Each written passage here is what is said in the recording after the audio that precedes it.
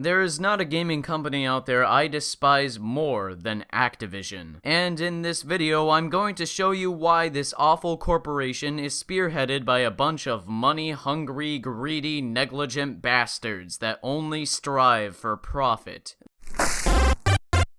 They are the kings of microtransactions and not finishing their products. They produce a plethora of shovelware, movie, show and tie-in games. They have ruined almost every single franchise they've put their grimy mitts on, turning it into a machine for cash and cash only. Like a pimp selling their prostitutes to customers and not giving a damn about them. Of course, I know they are a for-profit corporation, and as such, the primary objective of such a company is to turn a profit, but the extent to which Activision takes its greed is plainly anti-consumer and frankly not good business. And I do acknowledge that Activision has done its share of good, but the negatives most certainly outweigh the positives.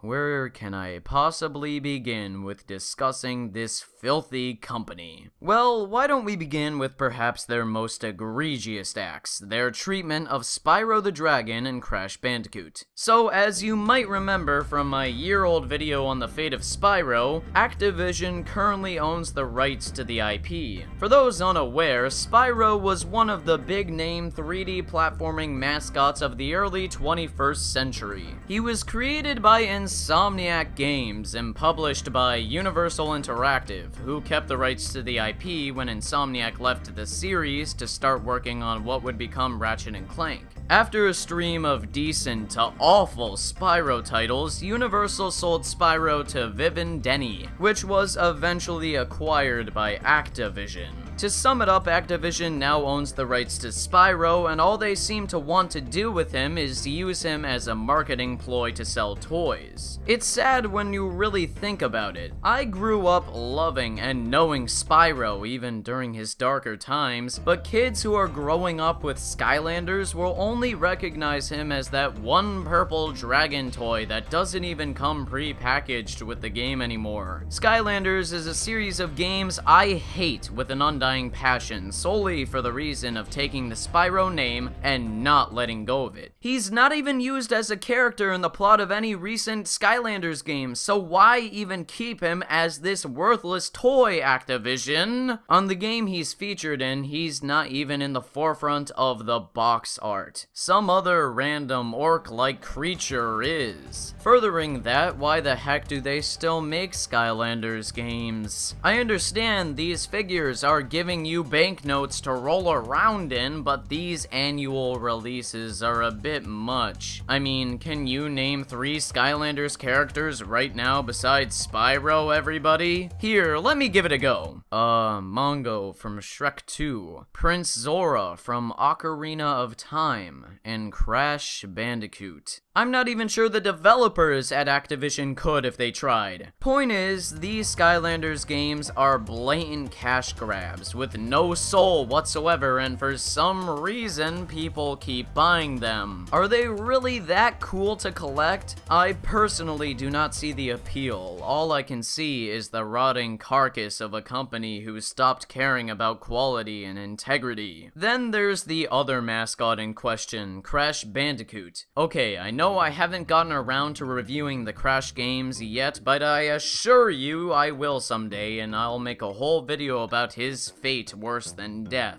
To sum it up for you all, Crash was debatably the biggest Sony mascot for the PS1 era. After Naughty Dog's contract with the IP ended and they moved on to Jak and Daxter, Activision acquired the rights from Universal Interactive and made a few arguably mediocre Crash games. The original Crash game sold really well and kickstarted Naughty Dog as a second-party developer for Sony. However, these new Crash games, specifically Mind over Mutant, didn't sell well enough to justify producing another Crash Bandicoot game. Most people either attribute this to people not liking the new design or feel of Crash, while others would blame it on Activision's incompetence and not marketing this game at all. I remember when Mind over Mutant Mutants came out, and I felt like I was the only one who knew about it or cared. Regardless, there hasn't been a Crash installment since, and that was over 8 years ago. In 2011, on a Kotaku interview, Activision CEO Eric Hirschberg was quoted saying, "I don't have anything official to announce, but I can speak as an individual. I love Crash Bandicoot. Those were some of my favorite video games growing up, and I would love to find a way to bring him back, if we could." In regards to the future of Crash Bandicoot. Now, this can be interpreted in a variety of ways, but the one I find most compelling and realistic is that Activision is planning to shoehorn Crash Bandicoot into Skylanders somehow. With each Skylanders game decreasing in sales, including Crash in a new installment would make sense and would very likely boost sales. The problem with this strategy is that it would leave Crash in a toy-trapped limbo with no escape or hope of redemption. Because, let's be honest, I doubt that Activision is ever going to develop a dedicated Crash title ever again. Why give service to fans when you can leech all the money out of something for as long as you can? Even though the co-creator of Crash really wants a full-on reboot of the series, I doubt Activision will loosen its shackles on the Crash IP anytime soon. Guitar Hero and Tony Hawk Pro Skater also suffered a similar fate, with games being milked out of them until all that was left were husks of nostalgic memories. Guitar Hero was one of those childhood games that kinda united my siblings. I remember my brother and sister really enjoying playing the original on PS2 and always showing off to me because I had no hand-eye coordination and sucked at it. Just watching them was a fun time since this was one of the only games all three of us liked. As time went on, Activision milked the series, outputting game after game, each selling a little worse and being a little worse with every installment. To be fair, Guitar Hero Live, the newest game in this franchise, did sell better than its two previous predecessors, but this game is a great example of how shitty Activision truly is. In Guitar Hero Live, you can't own songs forever unless you permanently purchase them through microtransactions. I know a lot of people tolerate microtransactions in modern games, but this reliance on them is ridiculous and scummy. With the PS2 game, the DS game, and others, there weren't shoehorned in microtransactions. It makes the game terrible and a shame that I ever bought into it to begin with. Supporting the series is a fine reason to buy the game, but simultaneously, I felt like I was supporting an awful business practice and letting Activision know what they did here was okay. The Tony Hawk series, from my knowledge, did contract this MTD, but had a different sort of problem too: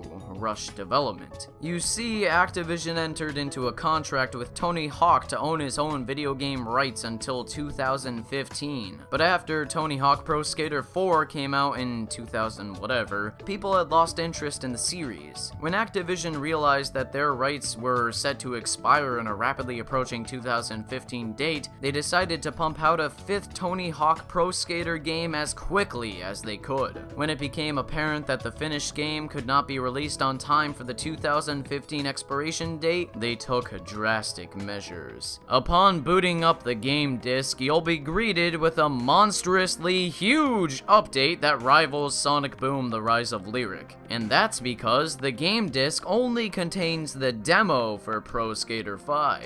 The update supplements the content on the disc with the actual full game. Well, that's pretty shitty on its own. What's worse is that the supposedly complete product is rampant with bugs and glitches and just reeks of unfinishedness. Better yet, numerous people went on to defend this mess. This type of garbage should not be praised for its glitchiness. It's $60 and Activision deliberately put out something that was not finished. Although I never experienced skateboarding games like all the other kids did in the early 2000s, I still played them later on and appreciated what they did for the gaming industry. Activision took this nostalgia and shat all over it with a horrid, incomplete sequel. It's these behaviors, intentionally selling defective products and adding unnecessary, disgusting microtransactions, that make me despise Activision and all they stand for. However, what encompasses is all their problems, all their repulsive business practices, and all their greed is their flagship franchise, Call of Duty. I wouldn't consider myself a big fan of Call of Duty, but I will admit that some of the early games are guilty pleasures of mine. World at War, especially on the Wii, is my favorite of the bunch as it featured a stellar campaign set in World War II,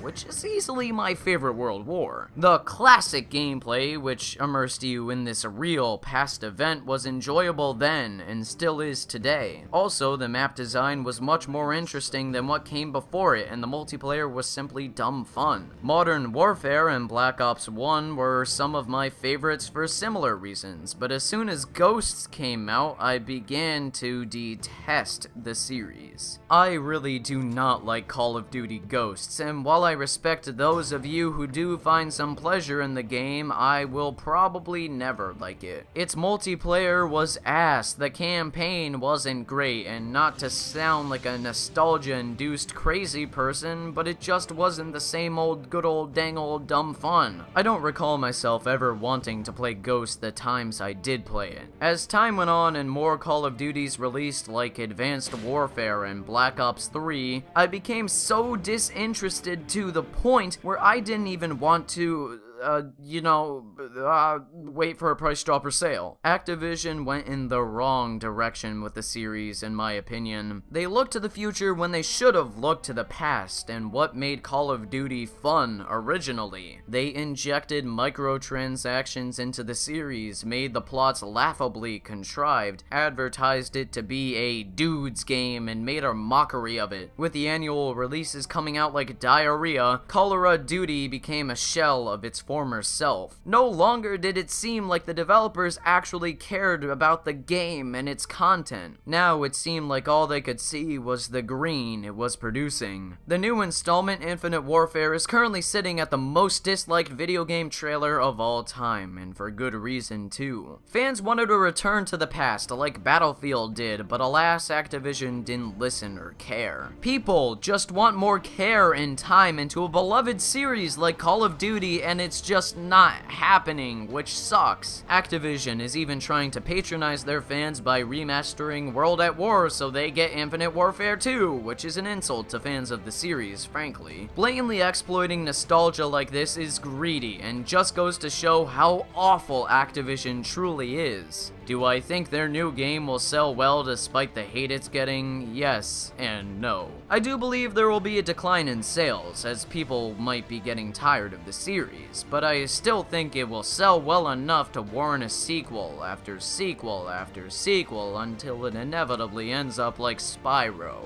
Fuck you, Activision. Your greed, microtransactions, disease, making a mockery of beloved franchises like Spyro and Crash, pumping out games until nobody likes them anymore, and not listening to fans that fell in love with your games to begin with, makes you the worst video game company that I've ever had the displeasure of witnessing. But as always, if you disagree or agree with me, let me know in the comment section below. Thank you so much for watching, and take care. Have a wonderful day, and goodbye.